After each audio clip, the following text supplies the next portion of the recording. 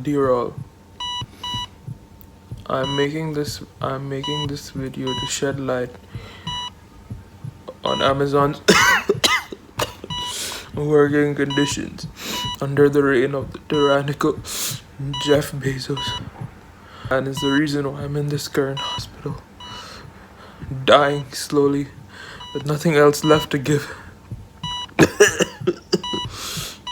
At Amazon, we work for 28 hours a day at bare minimum wage, are underappreciated and punished, and even if we're injured, they cancel our stock options and refuse to give us our monthly bonuses. When I tried to fight them, I was fired, and now I'm dying. Amazon's leadership must change for the better. I've worked so much, and for bare minimum wage and piss class working conditions. Let the other employees. Don't let them be like me.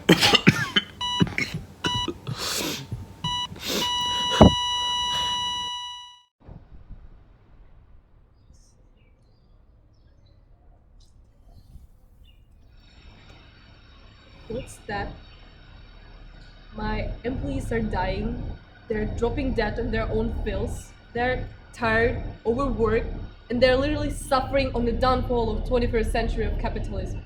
Ma'am, honestly, Amazon has suffered quite a lot. Our man Jeff Bezos is one of the most evil men in social media right now. Basically, Amazon is not doing well. So why am I paying you? It's your job to fix this. I mean, show that we are not as bad as the media portrays us to be. To fix this, we have to boost a company moral by having a role model. Role model? Do you think there anyone in the world who is worthy to helm such a lofty title? Someone relevant. Kardashian? I meant someone who encompasses what ideally Amazon should be encompassing. Someone who uses data, facts, and figure to generate new policies. Someone who has law or legal system background. Someone preferably non-white, so we can say that he's good for diversity. Someone more likable than Jeff Bezos. I wonder who could it be? Yang Gang 2020. Yang Gang 2020. Yang Gang 2020. Good day, Mr. Yan. Hello. Can you tell us more about yourself? Well, I'm Jain, an entrepreneur of some sort, a husband and father of two, and also a non-profit leader. That's what they call me. Impressive. Is that true that the Obama White House named you as champion of change in 2012 and a presidential ambassador for global entrepreneurship in 2015? Good old day. I'm really proud of it. So I started founding the Venture for America where I try to help entrepreneurs to create more jobs. You know, my idea is just simple. The more job you can create for United States, it can translate into the distribution of taxation and the contribution of welfare in order to drive the economy. And that's the only solution I can see for my country. Interesting insight. From a presidential candidate to Amazon's Leader of the Year awardee. That's big. That's a big change. What do you think is a leadership principle that applies to both? Even though that's a big change, but I think my principle and value remain the same. It's quite a learning process though. I started as a very, technical and strict manager kind of thing. But the wake up call in my career is when I learned to truly appreciate my colleague and the employees. And from that, my value is simply to respect everyone. You have to treat your employee with great dignity, and to translate that into my principle is to put my people first. The people, they dedicate their life to the company. It's the backbone of the company, and when you're investing in them, it cannot go wrong. That's right. Can you tell us where we are right now? Oh yeah, we actually at the Amazon Corporate Lounge. I was calling for awardee of the Leader of the Year, like you just said at Amazon. Wanna go grab some coffee then? Sounds like an idea. Let's Come on. go. So, since we're in Amazon right now, Yeah. Amazon's mission is to offer the lowest price, best selection, and utmost convenience.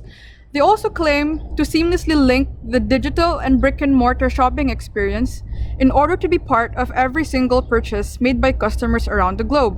What do you think about this, Mr. Yang? Very ambitious and very impressive. But do you know that the company achieved all this at the personal cost of their own employees? But sir, they also got the reputation for being a good place to work. A good place to work? Office maybe, but I'm talking about the working condition at the Amazon warehouse. Ah, yes, the Amazon warehouses. It's a bit notorious, but like, how bad could it be? How bad can it be? Let's just say a 0-hour working contract, a below average paying, also compromisation on the toilet break of your own employee in the name of productivity. And on top of that, imagine working in the place and you don't have the proper lunch break of 10 minutes. Ah, That's quite a thing. that's true. But isn't it also true that productivity is the goal of every company to survive cutthroat competition?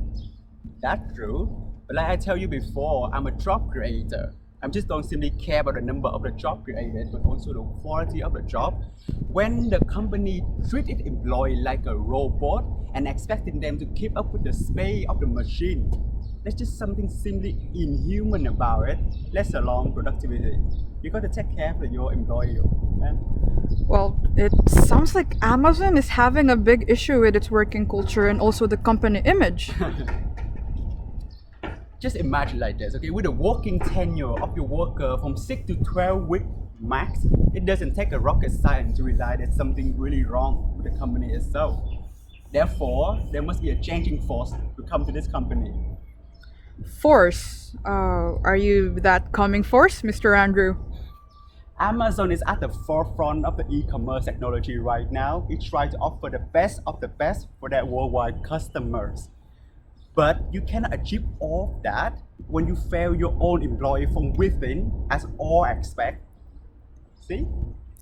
Mr. Andrew, as Amazon's Leader of the Year awardee, what are your proposals for the company then? Are you ready for this? Well, I have to be. Let's just say a complete overhaul of the culture and system where you put the employee back to where they truthfully belong to, the core value of the business.